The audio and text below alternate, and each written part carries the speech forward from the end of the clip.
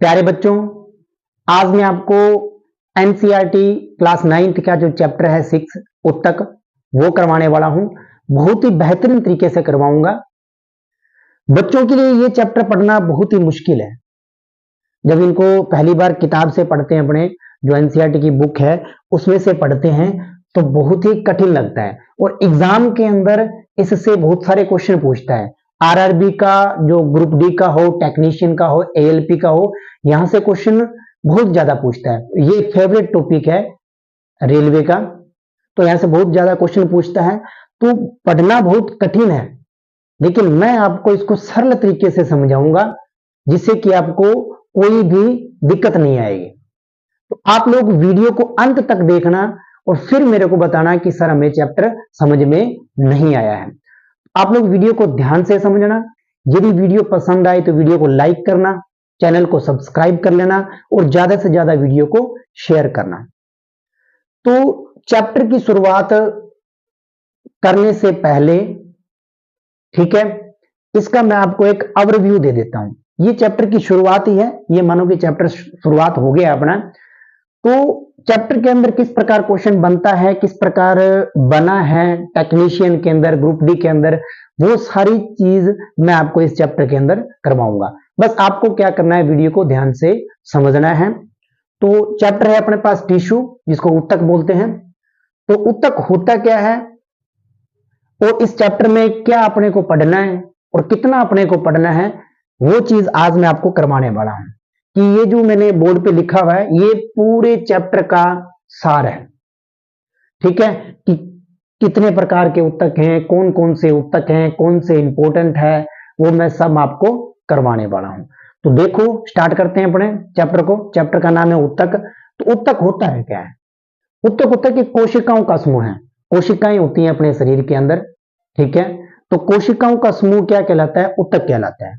बस आपको ये बात ध्यान रखनी है, सिंपल सी बात है कि उत्तक क्या होता है, जिसको बोलते हैं टिश्यू।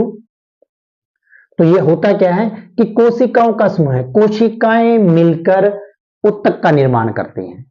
और ये जो कोशिकाएं मिलकर उत्तक बनाती हैं ना, तो उत्तक का काम क्या होता है कि एक विशिष्ट काम होता है। हमारे शरीर के अंदर एक विशिष्ट कार्य के लिए उत्तक जिम्मेदार होता है।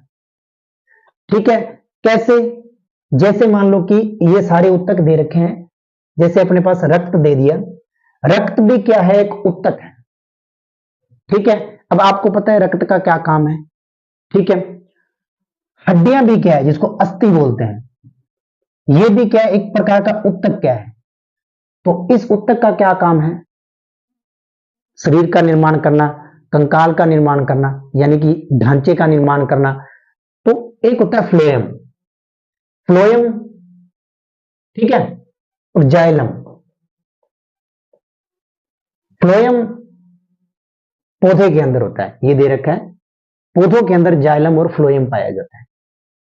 ठीक है, तो उत्तक का क्या क्या काम है, किस उत्तक का क्या काम है, वो पूरा अपने डिटेल के अंदर समझेंगे। उससे पहले मैंने आपके सामने एक सारणी बनाई है, बहुत ही इंपॉर्टेंट है।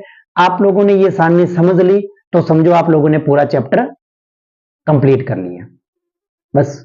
ठीक है, तो उत्तक जो होता है, दो पार्ट के अंदर कैटेगराइज किया गया है। एक तो प्लांट टिश्यू, एक एनिमल टिश्यू, यानी कि एक पादप उत्तक और एक जंतु उत्तक। ठीक है, तो पादप उत्तक के अंदर क्या होता है? एक होता है विभज्योतक, जिसको बोलते हैं वृद्धि करने वाले, ये मेरिस्मेटिक। ठीक है, इसको बोलते हैं मेरिस्मेटिक, मेरिस्मेटिक। एग्जाम के अंदर ये बहुत बार पूछता है, क्या है? मेरिस्मेटिक। ठीक है, विभज्योतक, जिसको वृद्धि करने वाले उत्तक बोलते हैं, और मेरिस्मेटिक इसको उत्तक बोलते हैं। और एक होता है स्थायी उत्तक, ये अपने पादप उत्तक की बात कर रहे हैं, और इसको कैटेगराइज किया गया स्थायी उत्तक के अंदर। ठीक है, वृद्धि करने वाले विभज्योतक, ये भी मैं आपको पूरी डिटेल के अंदर करवाऊंगा। पहले अपने इसकी ओवरव्यू सारणी ले लेते हैं। अब देखते हैं स्थायी उत्तक। स्थायी उत्तक को भी कैटेगराइज किया गया है सरल स्थायी उत्तक और जटिल स्थायी उत्तक। ठीक है, सरल स्थायी उत्तक के अंदर क्या क्या आता है? एक तो आता है पेरेन्काइमा, कोलेनकाइमा और स्केलेनकाइमा। बहुत ही इंपॉर्टेंट है यहां से क्वेश्चन पूछता है, इसका आप ध्यान रख लेना। ठीक है, एक तो होता है पेरेन्काइमा, कोलेन्काइमा, स्केलेन्काइमा। नाम आपको कंफ्यूज करेंगे और मैं इनको आपको ऐसे तरीके से समझाऊंगा, कंफ्यूजन कभी नहीं होगी। ठीक है, तो पेरेन्काइमा जो होता है इसको बोलते हैं, ये क्या होता है कि दो तरह के होते हैं, एक तो क्लोरेन्काइमा और एक एरेन्काइमा। ये आप ध्यान रखना, क्या होता है क्लोरेन्काइमा, एरेन्काइमा। ठीक है, नाम देखो, कोलेन्काइमा, क्लोरेन्काइमा। ये तो क्या है, ये है कोलेन्काइमा,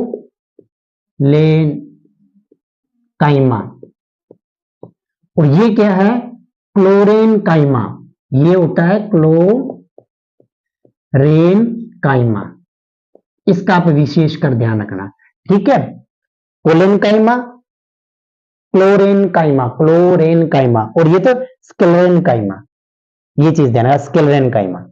ठीक है, और जटिल स्थायी ऊतक जो होता है जाइलम और फ्लोएम के अंदर, क्या होता है जाइलम और फ्लोएम। ठीक है, आगे बात समझ में। अब अपने बात करते हैं जंतु ऊतक की। ठीक है, ये बहुत ही इंपॉर्टेंट है, ये वाला भी इंपॉर्टेंट पार्ट है, यहां से बहुत सारे क्वेश्चन पूछता है। यहां से क्वेश्चन पूछता है पेरेन्काइमा भोजन का संग्रहण करने के लिए, स्क्लेरेन्काइमा जो अपने मजबूती प्रदान करता है, जैसे नारियल के छिलके के अंदर, बीज के अंदर कठोर आवरण बनाता है, स्क्लेरेन्काइमा।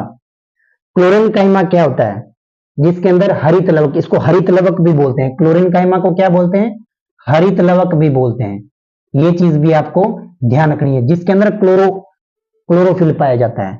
एरेन्काइमा ये भी एक होता है जल के अंदर, पेरेन्काइमा को क्या बोलते हैं, एरेन्काइमा बोलते हैं। कोलेन्काइमा लचीलापन लाता है। ये पूरी डिटेल के अंदर मैं आपको करवाऊंगा।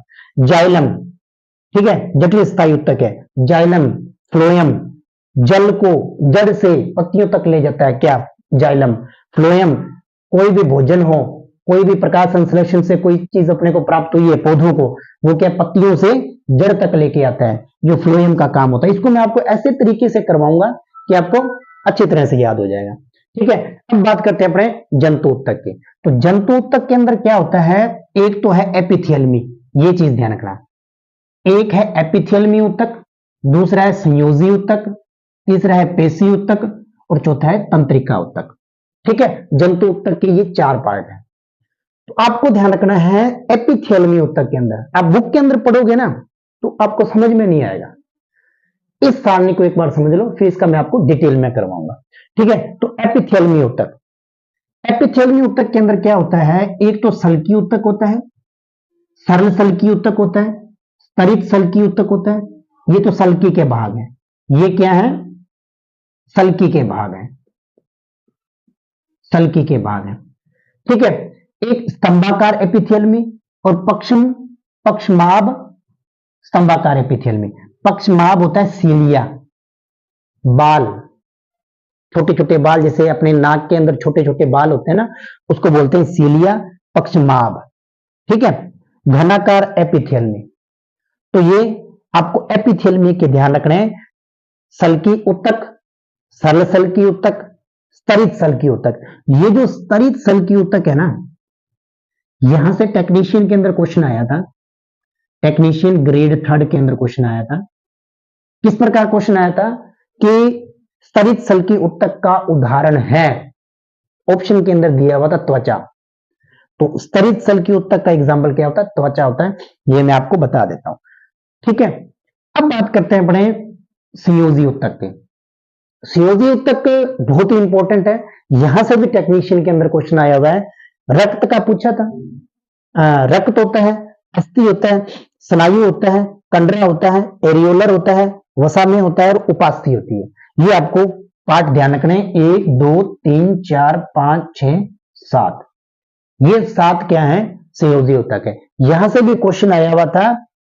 क्वेश्चन कैसा था कि रक्त क्या है, संयोजी ऊतक है, तो उपास्थि क्या है, उपास्थि भी संयोजी ऊतक है, ऐसा क्वेश्चन बना हुआ था। ठीक है, फिर बात करते हैं अपने पेशी ऊतक की। ठीक है, पेशी ऊतक भी दो प्रकार की होती है, एक तो ऐच्छिक, ऐच्छिक को ही कंकाल पेशी बोलते हैं, ऐच्छिक को ही रेखित पेशी बोलते हैं। ठीक है, बहुत विशेषकर ध्यान रखना, ऐच्छिक, कंकाल पेशी, रेखित पेशी। फिर आता है अनैच्छिक, अनैच्छिक को चिकनी पेशी बोलते हैं, आरेखित पेशी बोलते हैं। ठीक है, ये चीज ध्यान रखना, कंफ्यूज मत होना। ऐच्छिक को रेखित बोलते हैं, अनैच्छिक को आरेखित बोलते हैं। ये मैं आपको डिटेल में अच्छी तरह से ट्रिक के माध्यम से बताने वाला हूं। और पेशी उत्तक के अंदर एक होता है कार्डियक पेशी, जिसको अनैच्छिक पेशी भी बोलते हैं। कार्डियक पेशी क्या होता है? हार्ट के अंदर होता है, हार्ट जिससे बना होता है वो कार्डियक पेशी बोलते हैं इसको। इसको नाम, विशेष नाम दिया गया है कार्डियक पेशी। तो ये भी आपको ध्यान रखना है, ये अनैच्छिक पेशी होती है। ठीक है, तो पेशी उत्तक के अंदर ऐच्छिक पेशी, अनैच्छिक पेशी और कार्डियक पेशी। ठीक है, ये चीज आपको ध्यान रखनी है। और इसके बाद में होता है तंत्रिका उत्तक। तंत्रिका उत्तक ये भी आपने डिटेल में पढ़ेंगे। ठीक है, न्यूरॉन्स कौन सा है, टेंड्राइड क्या है। ठीक है, तो तंत्रिका उत्तक किस प्रकार होता है, एक तंत्रिका उत्तक को दूसरी तंत्रिका उत्तक से जोड़ने का काम कौन करता है, बहुत ही इंपॉर्टेंट क्वेश्चन है। जो टेक्नीशियन ग्रेड 3 का जो प्रीवियस ईयर का एग्जाम हुआ था, उसके अंदर क्वेश्चन आया हुआ था कि एक तंत्रिका उत्तक को दूसरी तंत्रिका उत्तक से जोड़ने का काम कौन सा उत्तक करता है, किसके माध्यम से जुड़ती है। तो ये भी एक क्वेश्चन आया हुआ था, ये भी मैं आपको करवाऊंगा। तो ये था पूरा चैप्टर का ओवरव्यू, बहुत ही शानदार तरीके से मैंने आपको करवाया है। इसको आप वीडियो को एक बार देखो, 2 बार देखो, जितनी बार आप इसको देखोगे आपको अच्छी तरह से याद होगा। बहुत ही मानता हूं कि बहुत ही हार्ड टॉपिक है ये, और मैं इसको सरल बनाने की कोशिश कर रहा हूं, बहुत ही सिंपल वे से मैं बताने की कोशिश कर रहा हूं। सबसे पहले मैंने आपको बताया कि इस चैप्टर के अंदर अपने को पढ़ना क्या है। अब क्या वो मैंने आपको बता दिया कि ये आपका इस चैप्टर के अंदर आएगा। ठीक है, कि पादप उत्तक, जंतु उत्तक, इसके पार्ट। अब अपने क्या करेंगे, इसके डिटेल पढ़ेंगे। सबसे पहले अपने पढ़ेंगे पादप उत्तक के बारे में, और फिर पढ़ेंगे अपने जंतु उत्तक के बारे में। तो आज तक की क्लास, आज मैं आपको इतना ही करवाने वाला हूं। कल इसका क्या है, नेक्स्ट वीडियो के अंदर आपको इसका पूरा डिटेल करवाने वाला हूं विद क्वेश्चन के साथ। जो प्रीवियस ईयर के अंदर क्वेश्चन आए हैं वो भी मैं साथ में बताता जाऊंगा आपको। तो यदि आपको वीडियो पसंद आई है तो वीडियो को लाइक करना, चैनल को सब्सक्राइब कर लो, और जितना ज्यादा हो सके आप वीडियो को शेयर करो। Thanks for watching.